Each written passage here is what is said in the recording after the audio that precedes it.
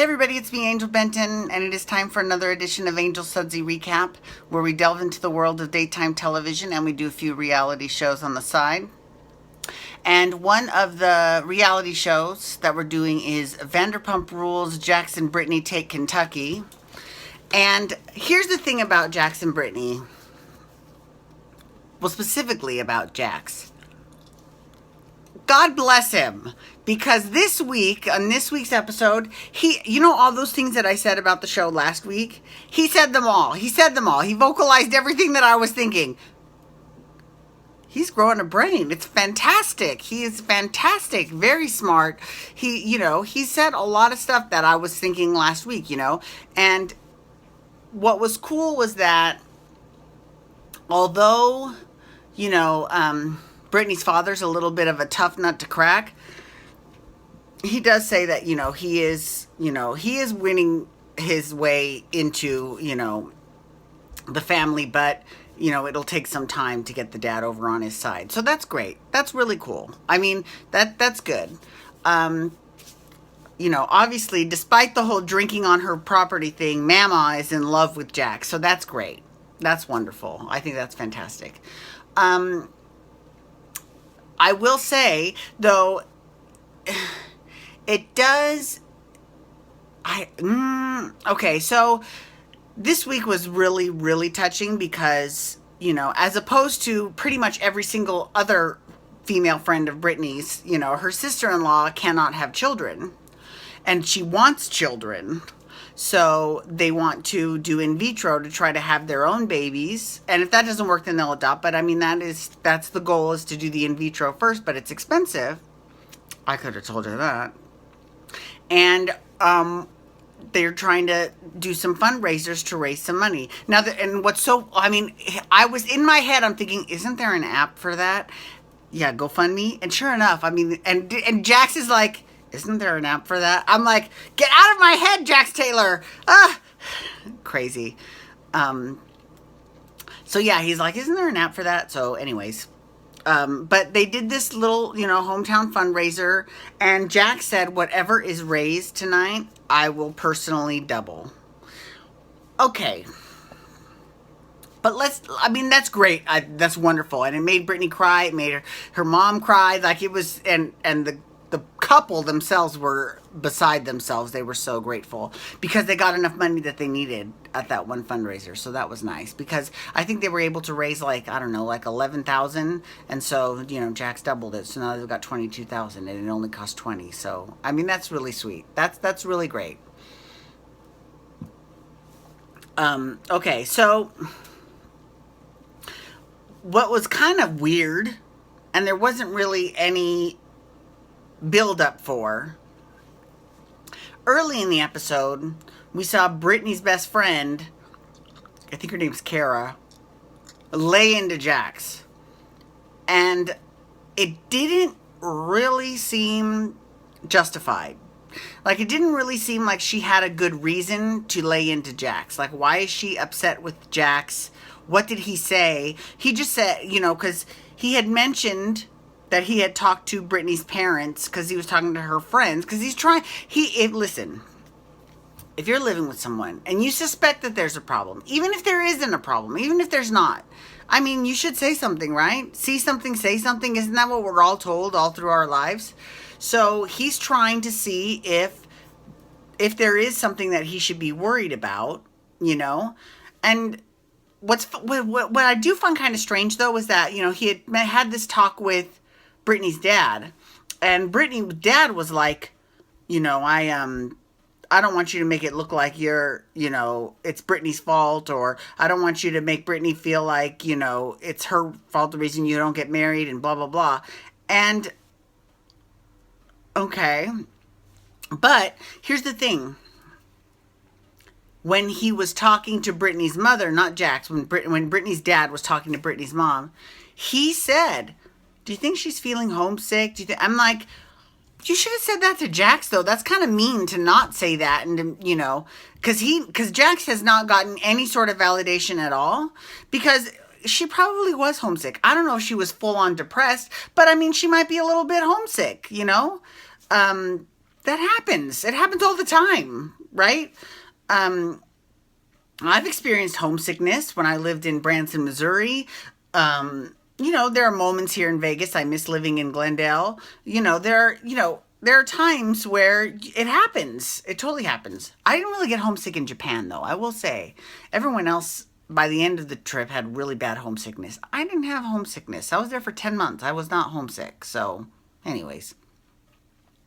Okay, so, all right. So here's the thing.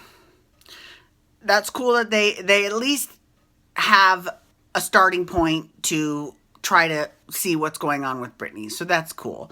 Although they did show previews from next week's episode, and Jax confronts Brittany. He's like, "Look, here's the deal. I think you might be slightly depressed," and she has this look on her face like, "What are you talking about?" But I'm gonna put a little pin on that because that could totally be editing.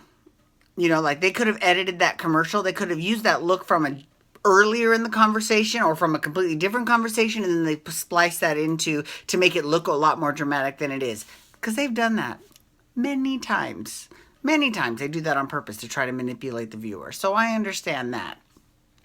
I actually kind of got into it a little bit last night with someone who thinks that, that this show is scripted. Not just this show, but all the shows on Bravo are all scripted. And, they're all acting and they're told what to say and things like that. I really don't think that any of the shows are scripted. I really don't. Now, with all the different shows, whether it's Vanderpump Rules, whether it's Below Deck, whether it's Shaws of Sunset, whether it's The Housewives, and even amongst the Housewives, there's all different production companies that produce every single show. Because they're not all produced by Bravo, right? I mean, Bravo, especially Andy Cohen will have a executive producer credit, but really, they're all produced by these individual production companies. And what happens is, depending on the production company, some production companies are very much whatever happens on the air, whatever happens in your life, we will cut that together and to make a show, right? So that's good. Now, some of the other production companies, they still don't script what people say, but they will sort of manipulate the situation to make the outcome be a certain way. If they know that a certain outcome is going to be a lot more dramatic for viewers, or certain things, like from Below Deck last week, I was talking about the reunion from last season, or the non-reunion, because it never happened, and I was giving you possible reasons why production might have pulled the plug on that. So it's just one of those things that I definitely, but I don't think Jackson Brittany is like that. In fact, I think I do a pretty good job of pointing out when I think that was the producers, like with the whole thing with the iPad, right? On Below Deck Med, I totally pointed that out. I was like, I think that, production played a little bit of more of a messy hand in that than people think. You know what I'm saying? So I do have I have a relatively good eye for things like that. So I like to, point out and say, Now, don't get me wrong. There's probably lots of times that production manipulates things and I have no idea. And that's fine, I guess. I mean, if I have no idea, you don't know what you don't know. To quote my pole dancing instructor, Trixie, who I haven't seen. I took pole dancing class all last month. I didn't run into Trixie one time. Now that I'm back in pole dancing class, there's actually 2 pole dancing studios with the same company. And she's always usually either in the mornings at the one across the street, or she's at the one in Summerlin. And I'm a little bit, I'm on, God damn it. I haven't seen Trixie yet. But now I can actually surprise her and be, halfway decent. So, anyways, this week was the big pole expo that they had. So I'm curious to see how that went. They had a competition. I'm very curious to see, who won and stuff.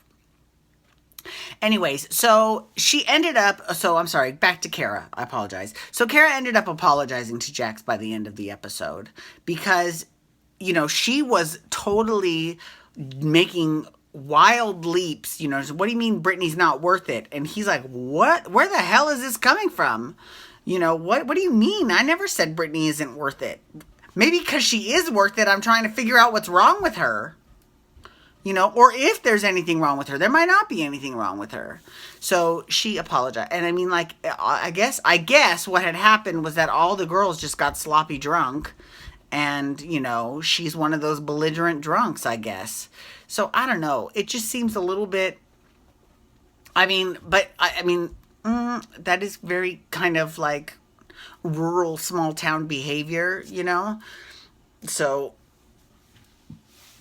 we'll see how the next few episodes turn out.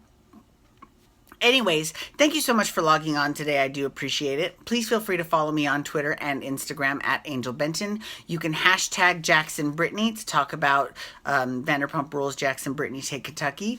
Or you can also hashtag Days to talk Days of Our Lives, which I'm going to be doing next. Okay, everyone, thank you so much for logging on. Oh, and you can hit that subscribe button on my YouTube channel to get my YouTube videos sent to your inbox every single day. All right, everyone, have a great day. Peace out. Wubba, wubba, wubba.